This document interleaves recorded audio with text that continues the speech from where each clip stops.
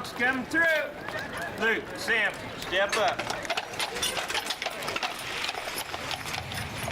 Regarding what the Republic of Texas was, in 1836, a number of people who had moved here from North America, at the invitation of the Mexican government to settle here, they were being chased out by a new president of Mexico who was also general of the armies there. And they had to defend themselves against Santa Anna and his armies. That lasted for about a year, but finally General Sam Houston, leading these volunteers, defeated Santa Anna at a place called San Jacinto, and in defeating the president and general of Mexico, they were able to force him to sign a treaty. The treaty formed a new nation. It said that he would never again come across the Rio Grande River to bother the people in Texas anymore. The treaty also said that the land of Texas belonged to the people who lived on the land of Texas forever. And that's a treaty that is perpetual. It doesn't go away. So what is the Republic of Texas now? It is the land of Texas. The land of Texas does not belong to the U.S. It doesn't belong to the federal government. It belongs to the people who live here. And there is no federal land. If they want land in Texas, they have to lease it from us for their military bases and so on. Okay, going hot.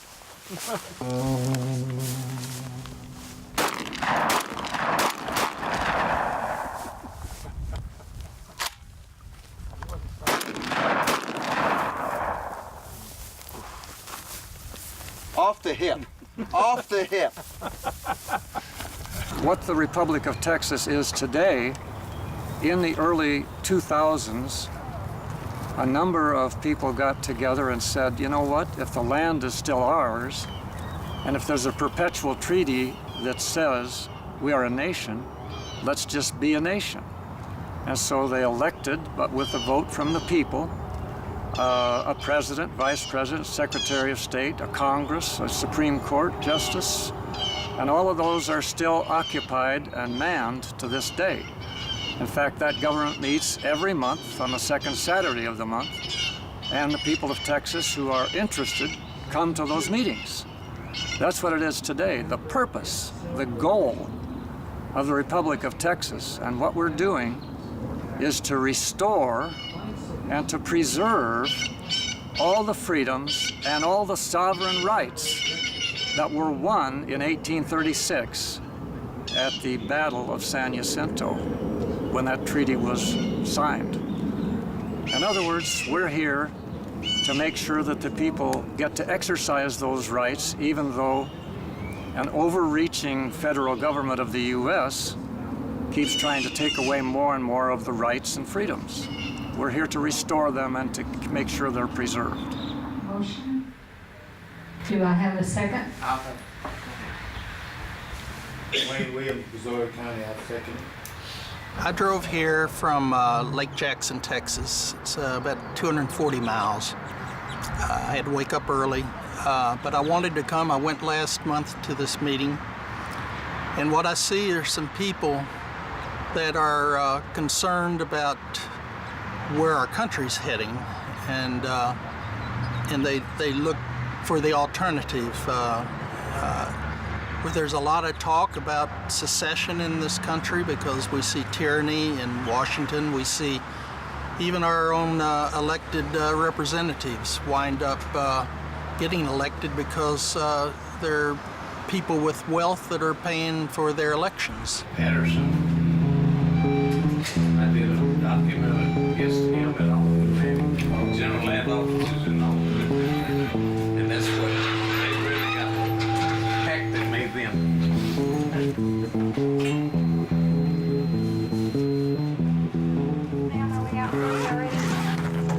Are you Mary Ann? No. The one I was just talking to?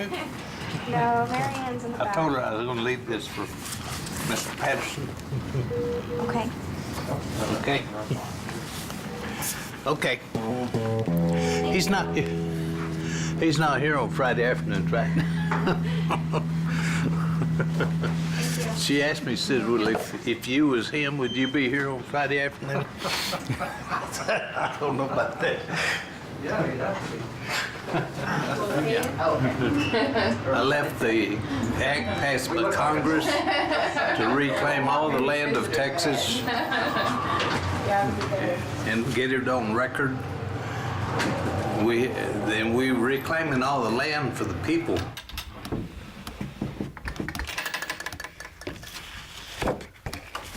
This is a map of the original boundaries from 1836 of the nation called the Republic of Texas. Here's a map of the state of Texas today. And all of the mountains, all the way up to here, which is Wyoming, Colorado, New Mexico, Kansas, and Oklahoma, that were part of the nation then, have been stripped away because this is the northern limit of Texas, which is somewhere in here. I think I'm going to make a stop here before we leave the building. I've served these papers to all the different governors, to the Washington, D.C., to the Bureau of Land Management. So what I'm doing is I'm leaving him a copy because I didn't serve him a copy. I just served all the top people. Do you have any money, real money, Yeah. with you? Sure. Hold your hands out. I don't know. I might want to buy some real money. Okay. So this is That's copper, pure copper. this is copper. That has a face value of 2, you'll see on the other side. Okay. That's 99.9% pure silver. That one's in a airtight, so it won't tarnish. Yeah. How much is this worth? What? 35. That one goes for about $35. Okay. Can I get a couple of these things from you? Sure. I help design these. I draw them first and then have an artist. do Oh, it. okay. Cool. Why don't you just give me 40 and the eggs and the chicken on side. Okay. Great. I'll be glad to do that. Then we're bartering. That's fine. I like that. I like that. I like that.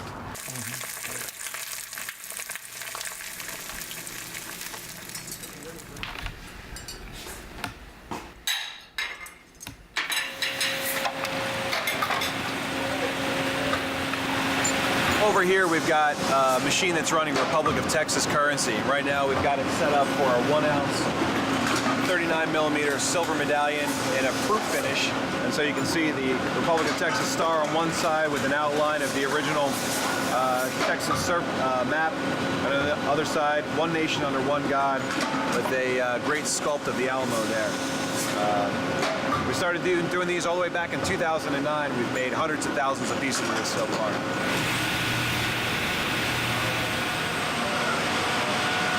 So these presses were used by the U.S. Mint in Denver for almost 50 years to make pennies. And now what we're going to do here at the Mulligan Mint is repurpose them to make fractional silver and a complementary currency system that we can use to change the world. Well, we believe very strongly here that money is the root of all good. And so if we can put the control and issuance of money back in the hands of the people where it belongs, then anything is possible. We can level the playing field. We can make a marketplace that once again is fair and open to anybody that wants to get in, anybody that wants to be creative, make something, create value. And money is the way we keep track of who owes who what, how we exchange value in the marketplace. And if the money's not fair, if the money's not honest, then it makes it impossible to have fair exchanges in that marketplace. And so what we're going to do here is we're creating that complementary currency system that can fill in the blanks where the U.S. dollar lets us down, and we can reestablish honest marketplaces where people can barter and trade once again. Here's my suggestion.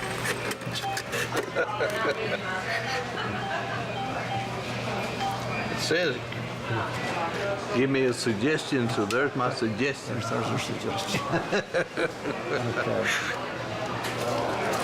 We're the only one that has a land office out of all 50 states. If the 49 other states, all of their land records are not in their state. The land records for all 49 states are up in Virginia, very close to the District of Columbia. It's called Bureau of Land Management. It's the United States Bureau of Land Management. The United States has full control of all that other, all the other states. Yeah, on their records. These records stayed in Texas because we're still independent. Then the U.S. Senate ratified a treaty with Texas for friendship, commerce, and navigation in 1843, but refused to ratify a treaty of annexation a year later in 1844. That December, outgoing President John Tyler proposed that Texas be annexed by a joint resolution of the U.S. Congress. That passed in February of 45, and in November, Texas voters approved annexation. In 1861, the people discovered the United States wasn't going to do what they said they was going to do, so they formed a new constitution and took another vote whether to secede or not. The United States declared the vote and the Constitution null and void. But what the people didn't understand is Texas never ceded its lands, and they were taking a vote to secede, and you cannot secede from something you never ceded. Jane's a mighty hunter.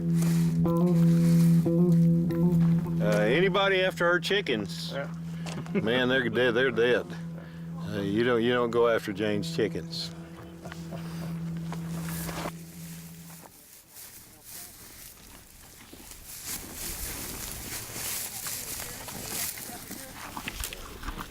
Grenades right on where I needed to drop them at. Okay. Oh, dead on. Do the next one. Do the next one. Gotta fire off another one. Do both of them. Do all three of them. Just bam, bam, bam. All three of them. There's another one. Perfect. Perfect. Okay, y'all happy now? Yes. The kind of governments we have now are like a parasite. A parasite is a living thing, but it lives off of the lives of others. There are parasites on cows, there are parasites on trees. Government has become a parasite, and there are as many people dependent on the government in the United States as there are that are not dependent on the government. So it's a kind of a 50-50 deal. Well, we can't support that other half by our labor because government doesn't produce anything of value. It only takes what's of value and gives it to people who work for the government or who are dependent on the government. In the Republic of Texas, that can't happen.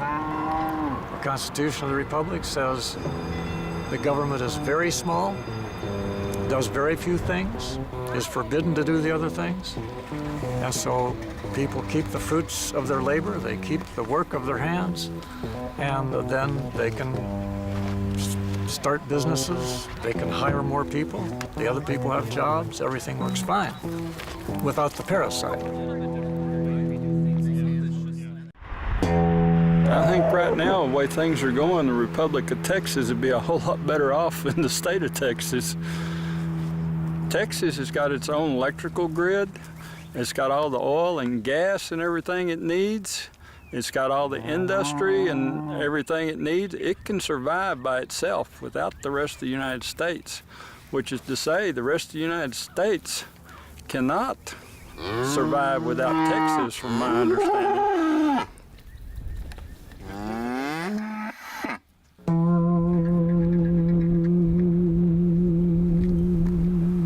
Most people around this country or around the whole world are thinking oil wells when they hear about Texas. Well, that was true a long time ago. But now, 2013, there is more energy coming out of the ground from natural gas than there is from liquid petroleum. and there's enough natural gas discovered already to fuel Texas for the next 100 years or longer. This plant behind us is one of the plants that's capable of burning gas. Yeah, because there is so much gas and oil and coal and wind and solar available in Texas, meaning we have a lot more sunny days. Texas is a standalone area as far as energy resources. It does not need to import energy from other states or from the federal government. It can export energy, and so the resources are here, and the costs of energy per BTU or per whatever you measure it is usually, almost always, lower in Texas than it is in the rest of the states, which is very good for us. But that's because with the independent Texas power grid, Texas does not have to let the U.S. regulate the costs, the price of energy. The people who work at the Mint are not employees, they're partners. And they've agreed that when they get paid for their work, that they will be paid in silver that is produced at the Mint. And it makes sense because they're producing real money and they want to be paid in real money. Everything is barter. They're exchanging their labor, hours of their life, for a commodity, and that commodity is silver. It's like paying people in eggs or bacon. Since they're being paid in a commodity, according to the U.S. government and the IRS, this is not money, this is a commodity. So since they're not being paid in U.S. dollars, and they aren't, then U.S. dollars are what's taxed. That's the simplest way to put it. There's no income tax if you're paid in eggs or if you're paid in loaves of bread. You know, that's just an exchange. A commodity for the use of my time and my skills. Sir Evelyn de Rothschild, and he is sitting there overlooking all of his sheep, hanging out in front of FEMA camps and the IRS and the Federal Reserve and the Bilderbergs and the CFRs. We are the nanny state now, where we are being watched almost everywhere we go by security cameras and satellites and drones flying over us. We've got our military now to extend democracy out there into the rest of the world, and as long as we're asleep and we're just watching TV, everything's going to be just fine. Every once in a while they lose one of us, and they don't really like to lose us, but it's all collateral damage. No, I was just talking to the phone. The people here believe very strongly in peace. We're pacifists, we are anti-war. We believe at the same time, though, that very strong defense and being able to protect your life, your liberty, and your property is also very important. So as we walk through here, you may see guns scattered across the building. There's a AR-15 back here in this corner. It belongs to our marketing director, Trey. And so you'll see a lot of people carrying and doing things that most normal businesses wouldn't normally do. It has the Second Amendment actually on the back of the coin, completely spelled out. It's one of our more popular medallions. I think this poster here really sums up who we are better than anything else in this building. Ron Paul is certainly one of our personal heroes and probably the by far the most legitimate person that's ever served in government. He wrote a book called End the Fed, and it's a great book, but we took a little bit of a different approach and said, why don't we just stop the revolution and start the evolution and ignore the Fed? Instead of trying to compete against them, instead of trying to put them out of business or wave a sign and get them to change what they're doing, let's just ignore them, pretend as if they don't exist, and we'll watch the effect that they have over our lives and our finances disappear almost to nothing. So we like to ignore the Fed around here. You know, people often ask, what would it take for us to have the authority to govern the land area and the people of Texas. And there are several possibilities or probabilities that would bring that about. One is a complete economic collapse when the monetary system of the United States stops working. And it's inevitable that it will. And then you have anarchy, then you have chaos, then you have disorder. And the thing that's needed is to have a government in place that works on a volunteer basis instead of having to be paid huge salaries as the people in Austin, Texas are. Put you on it. That's why you see him up there hanging. He Where do starts you want to good. start at? Here. The news articles are starting to reveal what we've known for a long time here, and that is that there are more jobs in Texas than just about any place else. And in fact, Governor Perry has said Texas is open for business, which is another way of saying we have jobs here, and we do. And the question is, why does Texas have plenty of jobs when there are whole states that just can't create jobs and have so many people, more people going on unemployment than ever?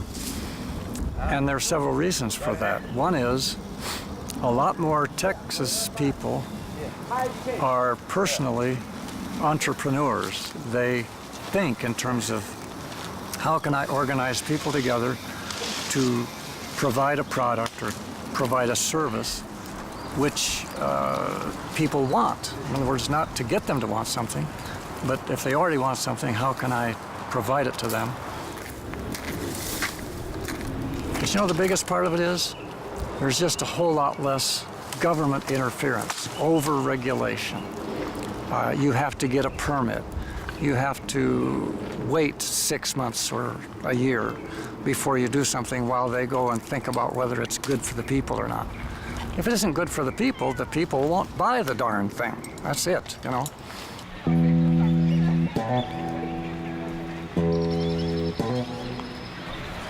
The United States flag and the Texas flag flies at the same height. We're the only state, and we're the republic that can do that. The other flags have to fly below. And whatever is on top of that, the finial that's on top of that flag, sets precedence. If it's a ball, it's a military flag. If it's an eagle, it's a presidential flag. And one of these days I'm going to slip up there and put a McDonald's hamburger on top of that American flag.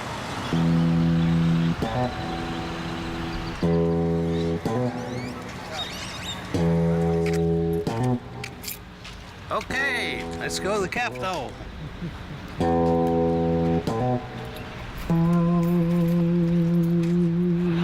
See that statue up yonder? It's 2 feet higher than Washington, D.C. statue. Everything in Texas is bigger. Okay? Always. We got our own land, we got our own flags, we got our own money, and we got a Capitol building higher than Washington, D.C. That ain't bad.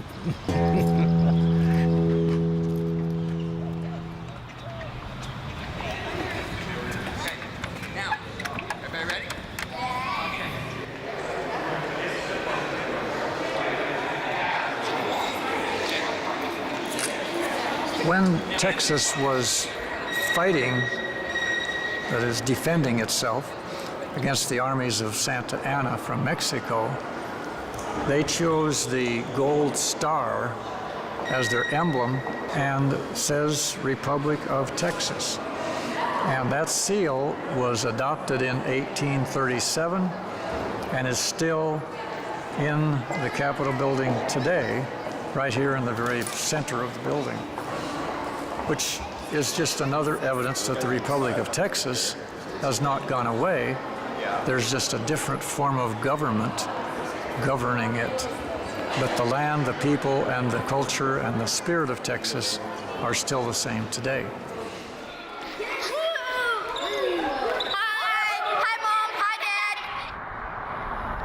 As an elected senator in the Texas Republic, I've had to give thought to whether I even wanted to run for that office. And during all of that, I decided that it was worth doing for several reasons. I have children and grandchildren, and I guess pretty soon I'll have great-grandchildren. And I want them to grow up and live in a place that's truly free, and that requires a nation that's independent, where the government is limited. It's limited in the amount of money it can spend, or borrow, or print, or coin, or whatever.